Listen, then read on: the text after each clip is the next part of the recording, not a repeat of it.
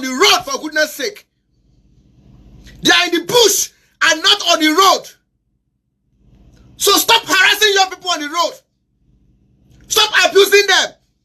Stop extorting motorists on the road.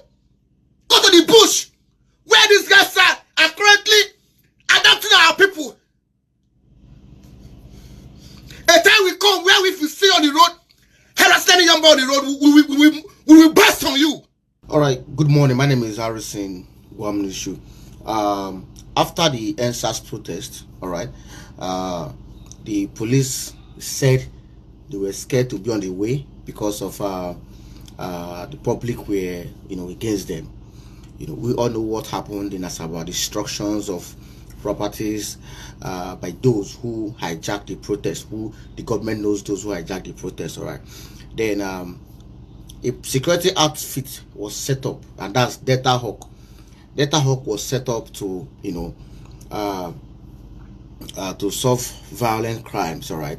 So Delta Hawk comprises of the military, the civil defense, the vigilante, and the police. All right. So this outfit was to to respond to violent crimes. All right.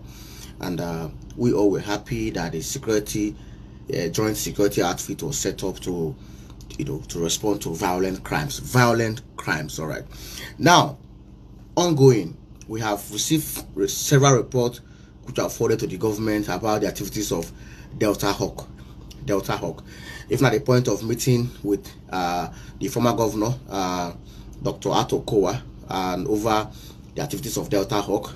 They've killed innocent persons in Asaba, and they've adopted innocent civilians, extorted money from them, not once, not twice, on countless times. They have done this, and we keep reporting this to the government about the activities of Delta Hawk. Now, from nowhere, they changed the name from Delta Hawk to Operation Sweep. Since they changed their name, they gave them about 30 brand new Toyota Hilux. Changed the name from Delta Hawk to Operation Sweep and gave them 30 brand new Toyota Hilux. Is here. They never sweep one thing one day. What they do is to torment, to cause problem for us here in Delta State. I have told the people who wish to listen, those in government, that the DG of security, who is heading this outfit, is not fit to be a DG.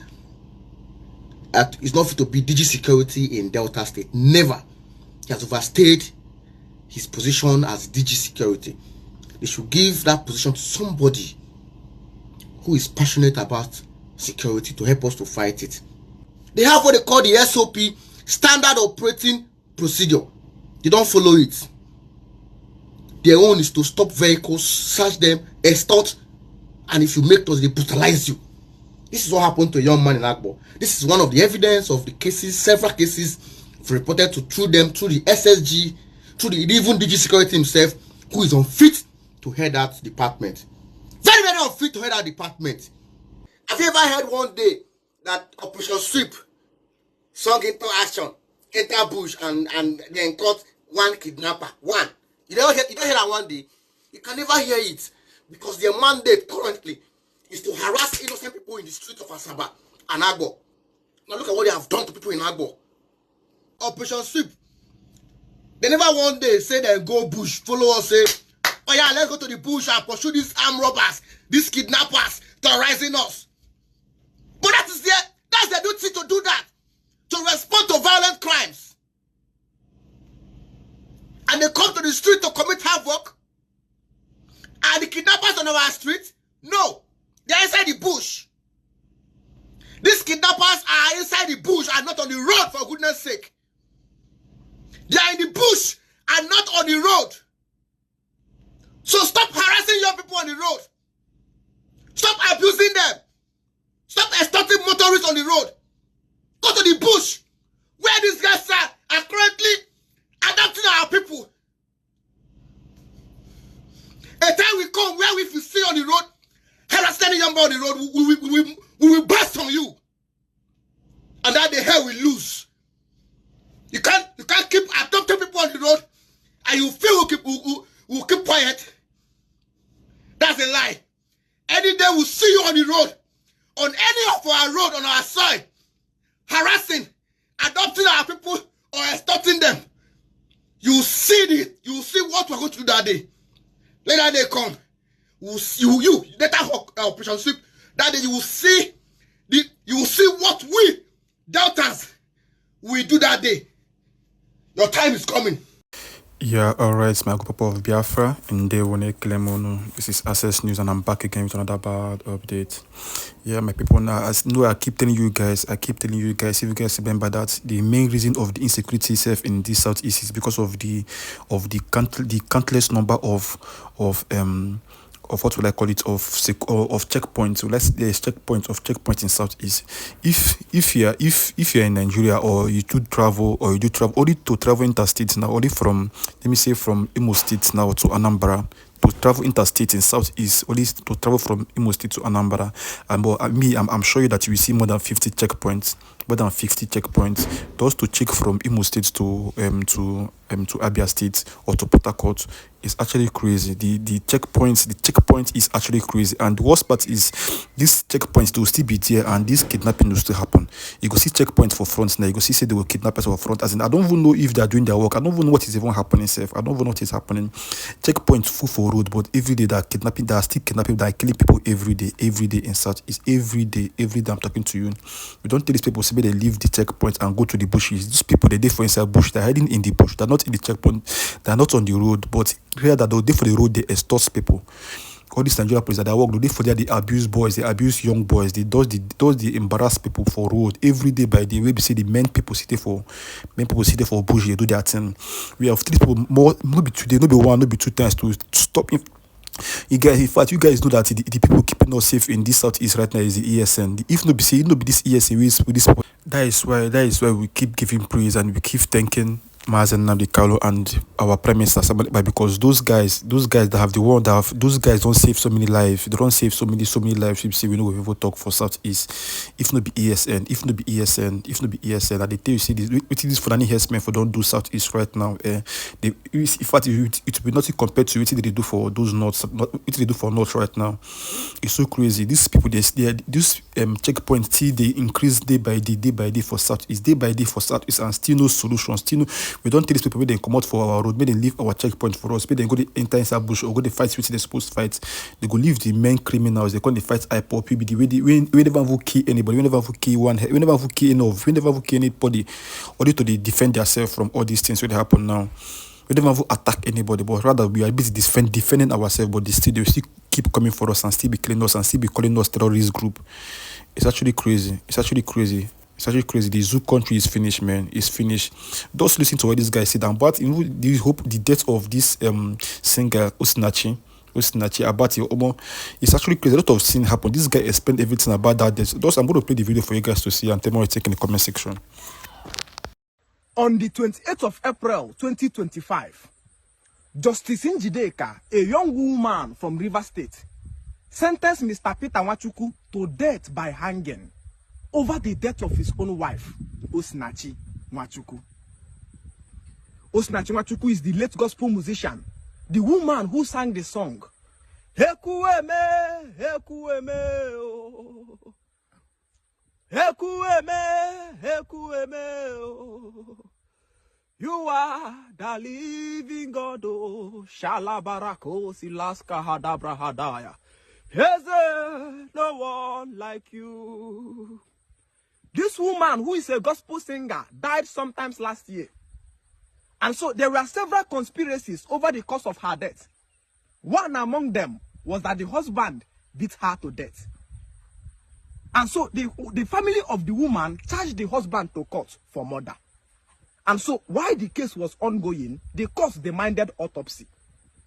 Autopsy is the result that will show the exact validation of what killed the woman. What exactly killed her? And so eventually, the result of the autopsy came out. And the autopsy proved that this woman died of cancer. But the case was ongoing. And so yesterday, after autopsy proved that the woman never died of beating, yesterday, Justice Njideka, a woman from Rivers, declared and sentenced Mr. Peter Nwachukwu to death by hanging for killing his own wife. The question now becomes, what will prompt a man who married a woman to beat her? A man who married a woman with his own money, who set out on a journey of marriage to bring a woman into his own house to start beating her. What causes a man to start beating his wife? My first message to you this afternoon as a young African boy is, run away from any woman who is in love with Jesus Christ. To a young African boy who wants to have eternal family peace, run away from any woman who is married, who is in love with Jesus Christ. A woman can never have two husbands. A servant can never serve two masters. A woman's allegiance can never be shared between two men. Once your wife is in love with Jesus Christ, you will discover the woman's loyalty and allegiance will be with the pastor in the church, and all her responsibility and empty body will be with you in your house. This is the first origin of a man beating his wife. The first origin of a man touching his wife is the woman's inability to submit under the man's rulership. That the man speaks and the woman is telling the man that this is not how God wants it. This is not how our pastor preaches it. The man says, don't go out today. The man says, no, I have a message for God today to go and deliver. And so when the man is pushed to go and touch the woman, the society will not see the woman's disobedience. The society is going to see the man's violent muzzle action activated against the disobedient woman. So the first reason is, the first secret is, abstain from a man, from any young lady who is in love with Jesus, who is in love with Christ. A woman cannot be married between two husbands. Once you hear the woman start singing, there's nothing loyalty and allegiance you are ever going to get from that woman. The woman's loyalty and allegiance will be with the pastor in the church, and the woman's responsibility will be with you in your own home. Number two, a man listening to me who wants to have internal peace of mind, chase love away from you. I am called the men cooker. What do I cook in men? Strong hearts. The first thing you must remove in yourself to have a family of internal peace is iron heart. You will chase love away from you completely. Love is the gate of manipulation that every woman wants to activate against a man, to be able to control the man and bring the man on his knee. And so when that love is activated from the beginning, you will be tolerating the girl's misbehavior on thinking that you are in love, until the woman enters into your hand and explore and expose all those her hidden negative characters against you. But when love is shown from the beginning, discipline is enthroned, because love is built on emotion. Emotion is built on manipulation. Leadership is built on a man's reasoning, which a man activates from the first day of his family. Love is built on gender mixing. Leadership is built on gender segregation, taking me to the pathway of internal roots, which is called polygamy. Polygamy. This the only thing that will save you from this case of Peter Nwachukwu. Polygamy. Polygamy. Polygamy is the ancestral ancient African system that separates a man from a woman and puts the man as the leader of the house, built on a masculine culture. But the feminine institution has already built women of monogamy, and they were empowered in all dimensions to go and fight and kill men. Remember, they have already put a justice there, so that when they kill you and when they're frustrated and they take you to court, you think you will get justice.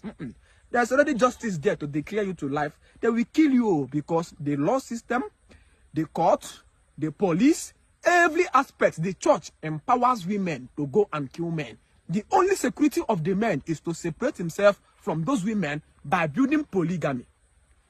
Polygamy is that thing that will make you not to fight with those women. You have them 3 and 4. If the women are 3 or 4 in the house, what those Nwachukwu is doing will not be paining this man too much. If she come back and says, Mr. Woman, go and cook, and the woman says, I can't cook in this house, he says, okay, she will look for other women. Choma, go and cook.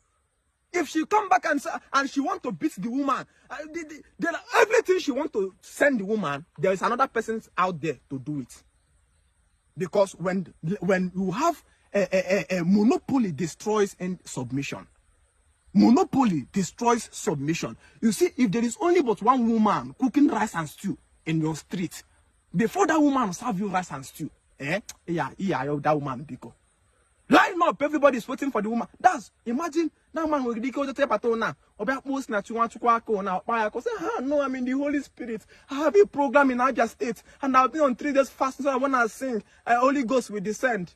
Oh no, nako wonyako now. See, you are the living God. Oh, Marako Silaska Hadaya. Moki be mejeju do biaka on a bed now.